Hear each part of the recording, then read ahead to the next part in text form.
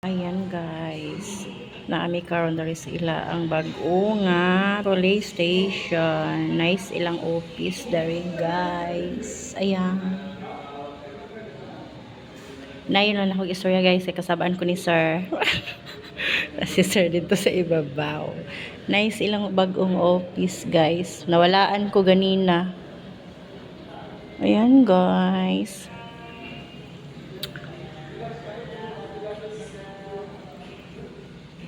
Ug ang akong kuya, ug ang akong sister. Sister na ko siya, guys. Ako ding anak.